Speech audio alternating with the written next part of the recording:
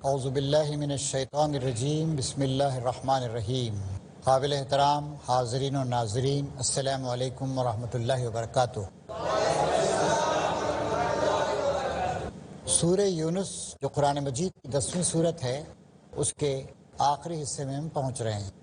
آج کے ایپیسوڈ میں آپ سب لوگوں کا دلی استقبال۔ آئیے اب ہم آگے بڑھیں۔ اس سے پہلے موسیٰ علیہ السلام اور فرعون کی کشمکش کا ذکر آیا تھا، اور بات وہاں پر مکمل ہوئی تھی کہ فرعون اپنے لاؤ لشکر کے ساتھ غرق کر دیا گیا۔ مرتے وقت اس نے ایمان لانے کا دعویٰ کیا، لیکن اللہ تعالیٰ نے کہا کہ اس وقت ایمان لانا مفید نہیں ہے۔ اس کے بعد ہم نے بنی اسرائیل کو بہت اچھا ٹھکانہ دیا فلسطین میں۔ موسیٰ علیہ السلام وہاں ان کو لے کر گئے اور نہایت عمدہ وسائل زندگی انہیں عطا کیے۔ فلسطین بہت ہی زرخیز علاقہ ہے، وہاں پر بڑی ترقی کی ان لوگوں نے۔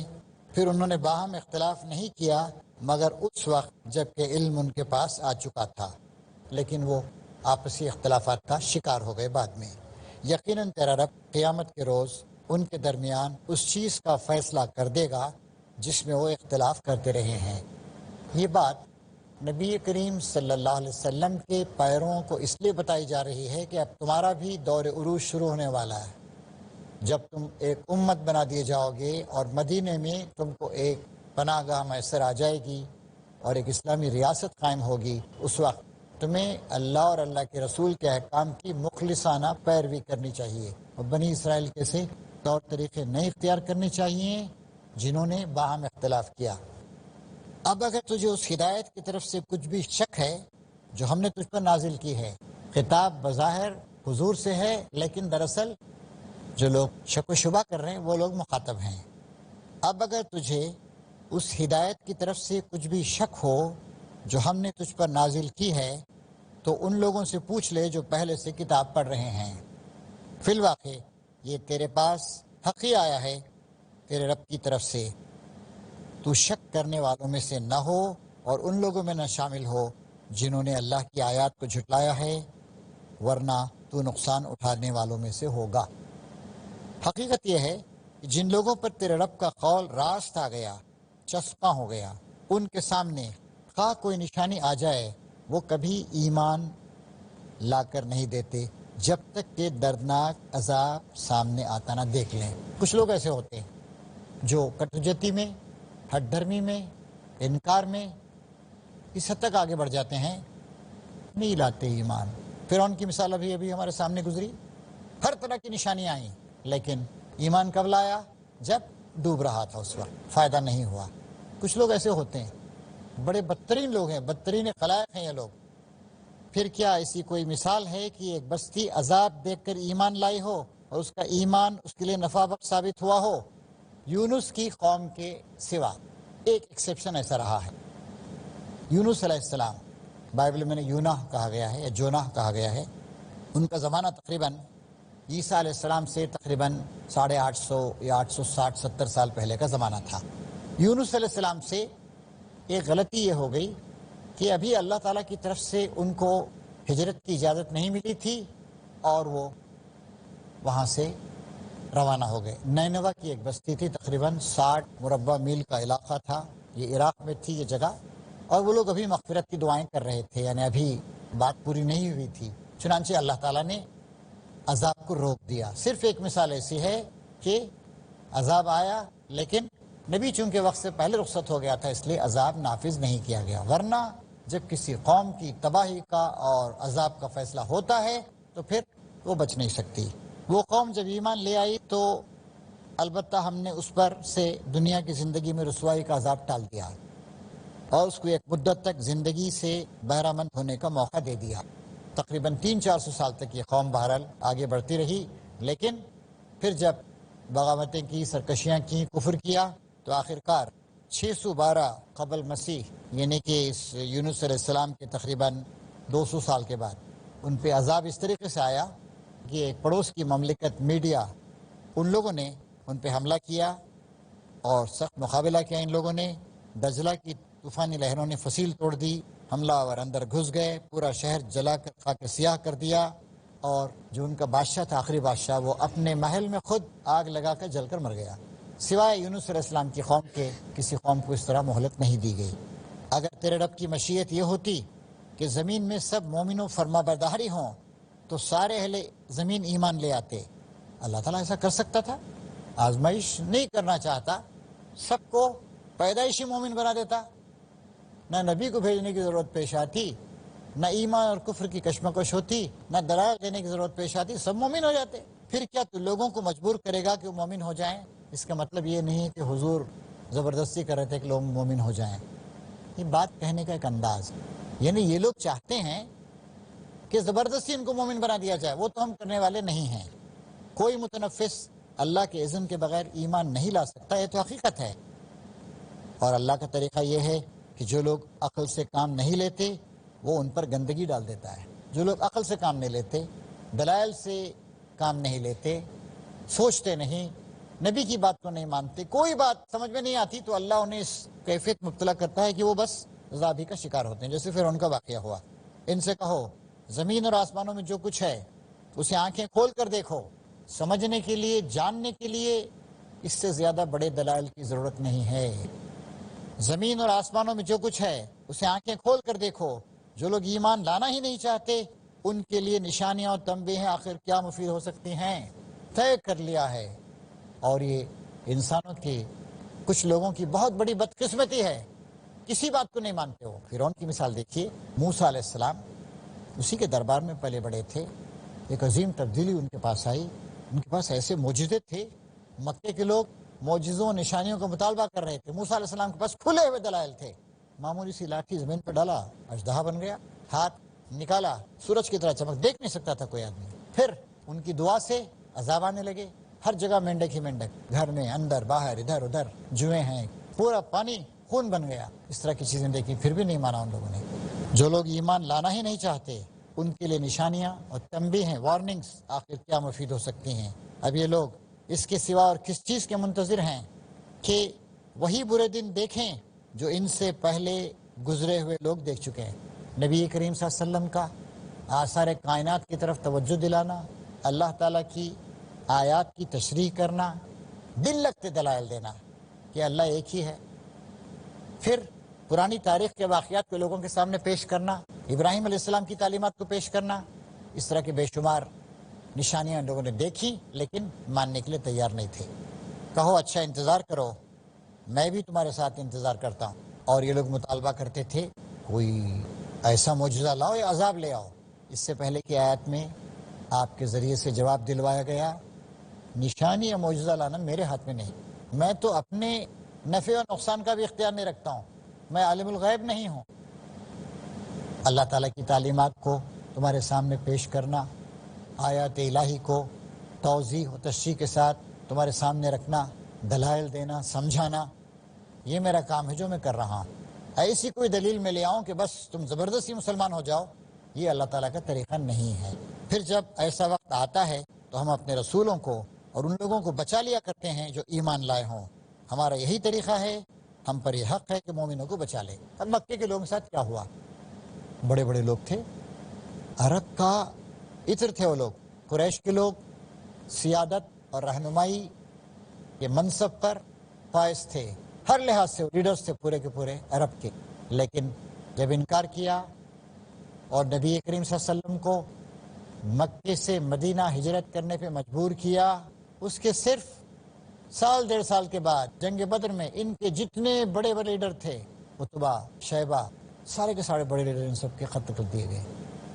اس طرح کا جنرل عذاب نہیں آیا، پانی کا عذاب، دھماکے کا عذاب، لیکن یہ عذاب تھا ان کے لیے۔ پھر ایک کوشش کی انہوں نے، اس کی 1 سال 13 مہینے کے بعد احد میں، اس میں بھی اللہ تعالیٰ نے ایسی کیفیت پیدا کرتی کہ جیتی ہوئی بازی کو چھوڑ کے چلے گئے وہ لوگ۔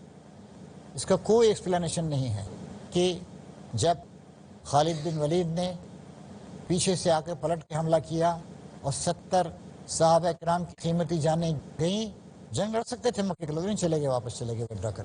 اس طریقے سے اللہ تعالیٰ نے ویسا کوئی جنرل عذاب نہیں بھیجا قریش پر، لیکن ان کے سارے جو بڑے لوگ تھے ان سب کو اللہ تعالیٰ نے ختم کر دیا۔ دنیا میں ایسا بھی ہوتا ہے، بڑے بڑے لیڈرز، تاریخ اپنے آپ کو دہراتی، اللہ سزائیں بھی دیتا ہے۔ جیسے 6 صدی ہجری میں حضور کے تقریباً 600 سال کے بعد جب مسلمانوں میں طرح طرح کی خرابیاں آ گئیں، چنگیزیوں کو بھیجا وہاں سے، ایک بہت ہی پسماندہ قوم صحرائے گوبی میں پروان چڑھنے والی تاتاری، وہ آئے اور تہس نہس کر دیا انہوں نے۔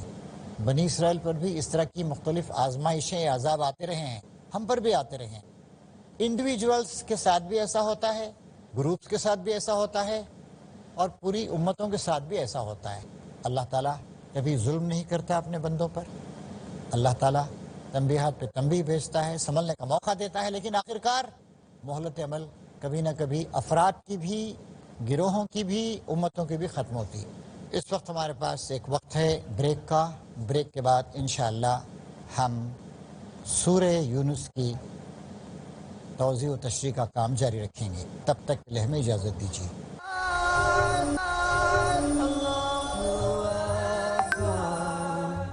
بریک کے بعد تمام حاضرین و ناظرین کا استقبال ہے۔ نبی کریم صلی اللہ علیہ وسلم اور مکے کے سرداروں کے درمیان جو کشمکش چل رہی تھی وہ اپنے آخری مرحلے میں داخل ہو رہی ہے۔ چنانچہ آپ دیکھیں گے کہ اس میں اب جو آیتیں ہمارے پاس ہیں اس میں تنبیہ بھی کی گئی ان لوگوں کو، تو تنبیہ کرنے کے ساتھ ساتھ بتایا گیا ہے اے نبی تم اور تمہارے مخلص پیرو اسلام پہ جمے رہیں، ان کے ساتھ کوئی کمپرومائز کرنے کا سوال نہیں ہے۔ اے نبی کہہ دو لوگو اگر تم ابھی تک میرے دین کے متعلق کسی شک میں ہو تو سن لو کہ تم اللہ کے سوا جن کی بندگی کرتے ہو میں ان کی بندگی نہیں کرتا، بلکہ صرف اسی خدا کی بندگی کرتا ہوں جس کے قبضے میں تمہاری موت ہے۔ طرح طرح کے آفرز دیے تھے ان لوگوں نے، کچھ ہم آپ کی بات مان لیں، کچھ ہماری بات مان لیجیے۔ قل یا ایھا الکافرون، اس صورت کو آپ اکثر پڑھتے رہتے ہیں۔ میں ان کی بندگی نہیں کرتا جن کی بندگی تم کرتے ہو، اور میں جس کی بندگی کرتا ہوں تم اس کی بندگی نہیں کرتے ہو، تم شرک کا شکار ہو، اور میں اس کی بندگی ہرگز نہیں کروں گا جس کی تم بندگی کرتے ہو، اور مجھے معلوم ہے کہ تم بھی اس کی بندگی کے لیے تیار نہیں ہو جس کی میں بندگی کرتا ہوں۔ لکم دینکم ولی دین، تمہارے لیے تمہارا دین، میرے لیے میرا دین۔ اسی انداز میں یہاں کہا جا رہا ہے اے نبی کہہ دو کہ لوگو اگر تم ابھی تک میرے دین کے متعلق کسی شک میں ہو تو سن لو کہ تم اللہ کے سوا جن کی بندگی کرتے ہو میں ان کی بندگی نہیں کرتا، اسی خدا کی بندگی کرتا ہوں جس کے قبضے میں میری موت۔ یہ حضور کی طرف سے بھی اور آپ کے مخلص پیروں کی طرف سے بھی ہے۔ نبی بھی کہہ رہا ہے، اس کے پیروں بھی اس بات کو کہہ رہے ہیں۔ مجھے حکم دیا گیا ہے کہ میں ایمان لانے والوں میں سے ہوں، اور مجھ سے فرمایا گیا ہے کہ تو یکسو ہو کر اپنے آپ کو ٹھیک ٹھیک اس دین پر قائم کر دے۔ وَأَنْ أَقِمْ وَجْهَكَ لِلدِّينِ حَنِيفًا وَلَا تَكُونَنَّ مِنَ الْمُشْرِكِينَ۔ مجھے حکم دیا گیا ہے کیا کہ تو یکسو ہو کر، حنیف کے معنی ہوتے یکسو، ایک طرف، ون سائیڈڈ، اور کسی کا نہیں، بس صرف خدا کا ہو۔ ابراہیم علیہ السلام کے لیے بھی حنیف کا لفظ استعمال کیا گیا ہے، یکسو۔ انی وجہت وجہی للذی فطر السماوات والارض حنیفا وما انا من المشرکین۔ میں نے سب کی طرف سے اپنے رخ کو موڑ کر، اپنا رخ یعنی رخ حیات، زندگی کا رخ اس کی طرف کر لیا ہے جس نے آسمان و زمین کو بنایا۔ حنیف ہوں، میں حنیف ہوں، یکسو ہوں، ون سائیڈڈ ہوں۔ وما انا من المشرکین، اور میں مشرکوں میں سے ہرگز نہیں۔ مشرک طرح طرح کے، ہزاروں قسم کے، آج بھی شرک کی ہزاروں قسمیں۔ 33 کروڑ دیوی دیوتاؤں کی بات کرنے والے لوگ آج بھی موجود ہیں اس سائنسی دور میں، انلائٹنمنٹ کے دور میں، علم کے دور میں، ریسرچ کے دور میں۔ میں ان میں سے کسی سے میرا کوئی تعلق نہیں، اور مجھے حکم دیا گیا ہے کہ اپنے آپ کو اس دین پر قائم کر دے اور ہرگز مشرکوں میں سے نہ ہو۔ ہر طرح کے شرک سے میں بچوں گا، میرے پیرو بچیں گے۔ نہ اللہ تعالیٰ کی ذات میں، نہ اس کی صفات میں، نہ اس کے حقوق میں، نہ اس کے اختیارات میں کوئی شرک کروں گا۔ شرک کی بھی 2 قسمیں بتائی گئی، شرک جلی، بڑا بڑا کلیئر، شرک خفی، چھپا ہوا، خفیہ، چھوٹا۔ میں کسی قسم کا کوئی شرک نہیں کروں گا، اللہ کی عبادت کروں گا، اللہ کی بندگی کروں گا، اللہ ہی کا نام لوں گا، اسی کے گھر کا طواف کروں گا، اسی کی طرف رخ کروں گا، اسی سے مدد مانگوں گا، اسی کے نام کو جپوں گا، اسی کے احکام کو مانوں گا، اسی کے حلال کو حلال، اسی کے حرام کو حرام مانوں گا۔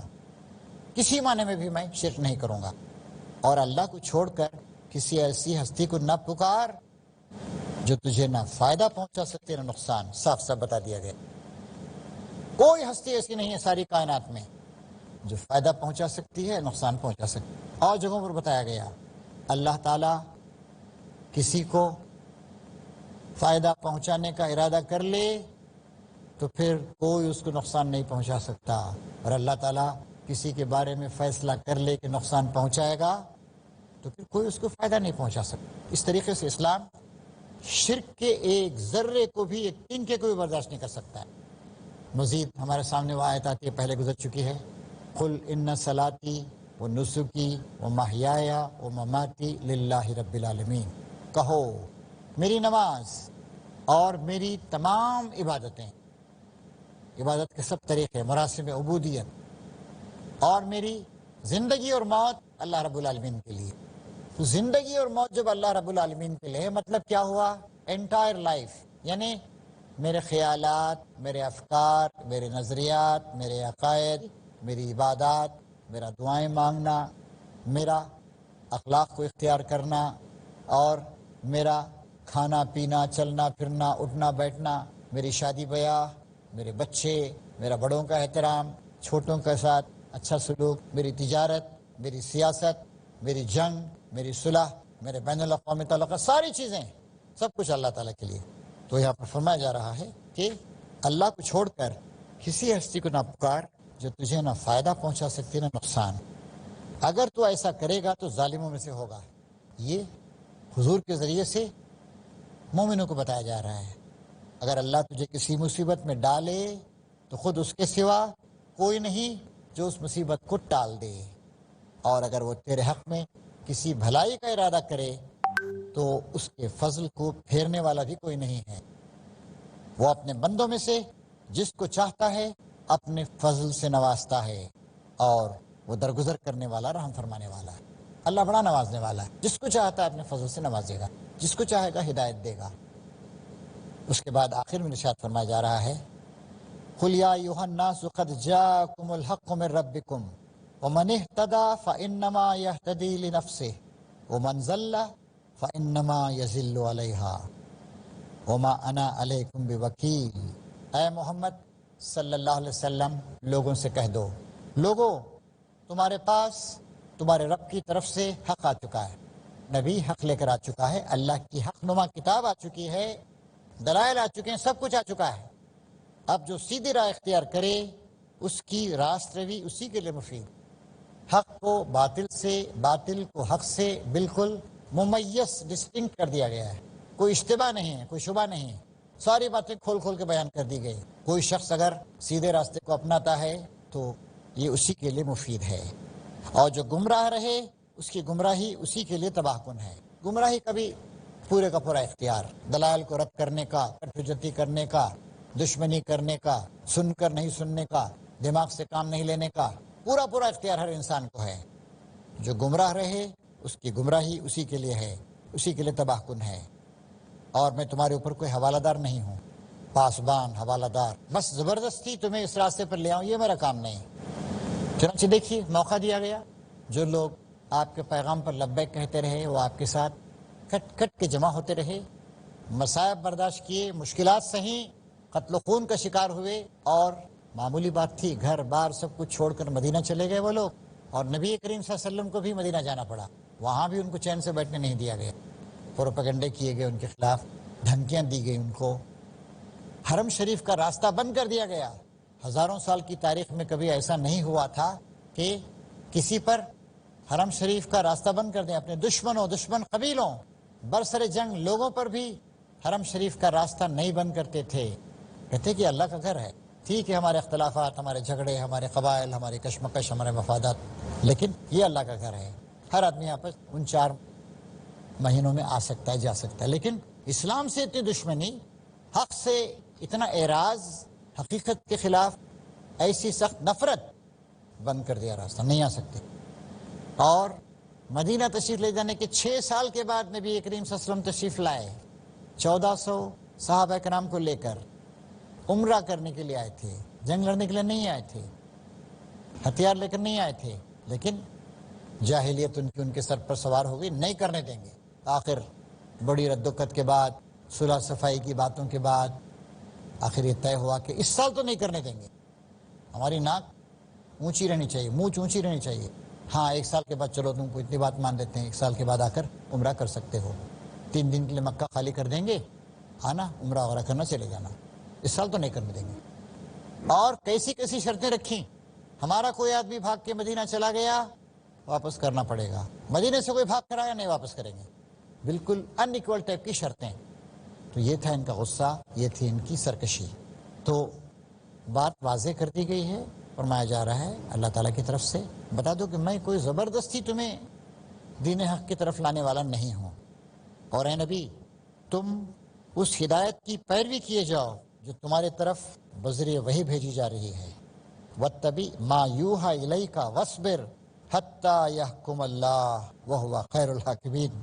اے نبی تم اس ہدایت کی پیروی کیے جاؤ جو تمہاری طرف بذریعہ وحی بھیجی جا رہی ہے، صبر کرو یہاں تک کہ اللہ فیصلہ کر دے، اور وہی بہترین فیصلہ کرنے والا ہے۔ اس طریقے سے صورت یہاں پر ختم ہوتی ہے۔ خاص کر جو آخری آیات ہیں ان میں ہم متبعین اسلام پیروان محمد صلی اللہ علیہ وسلم کے لیے ایک سبق ہے۔ آج بھی ہمیں اللہ تعالیٰ کے دین کو دلائل کے ساتھ، آرگومنٹس کے ساتھ، روشن دلیلوں کے ساتھ، انسانوں کی عقل کو، انسانوں کے گڈ سینس کو اپیل کرتے ہوئے لوگوں کے سامنے پیش کرنا ہے۔ آج پوری دنیا گلوبل ولیج بن گئی۔ آج ایس ایم ایس کے ذریعے ہزاروں افراد تک آپ پہنچ سکتے ہیں، ای میل کے ذریعے ہزاروں افراد تک آپ پہنچ سکتے ہیں۔ آج ٹویٹر ہے، جی میل ہے، وغیرہ وغیرہ، فیس بک ہے۔ فیس بک سے فائدہ اٹھانے والوں کی تعداد 80 کروڑ سے بھی زیادہ ہو چکی ہے۔ سیل فون جن لوگوں کے پاس ہیں، 700 کروڑ انسانوں میں سے تقریباً 400 کروڑ لوگوں کے پاس یا اس سے بھی زیادہ سیل فونز ہیں۔ ہندوستان کی آبادی 123 کروڑ ہے، تو یہاں پر سیل فونز کی تعداد 90 کروڑ ہو گئی۔ تو اس طریقے سے آج دنیا میں بڑے مواقع ہیں، اور یہ آیت آج بھی ہمیں روشنی عطا کرتی ہے کہ اس ہدایت کی پیروی کیے جاؤ جو تمہاری طرف بذریعہ وحی بھیجی جا رہی ہے، صبر کرو، جمے رہو دین کی راہ پر یہاں تک کہ اللہ فیصلہ کر دے، وہی بہترین فیصلہ فرمانے والا ہے۔ آئیے ہم صبح طے کریں کہ انشاءاللہ ہم اسلام کا پیغام لوگوں تک پہنچاتے رہیں گے اور صبر کریں گے یہاں تک کہ حق واضح ہو جائے، حق کامیاب ہو جائے۔ وآخر دعوانا ان الحمد للہ رب العالمین۔ اللہ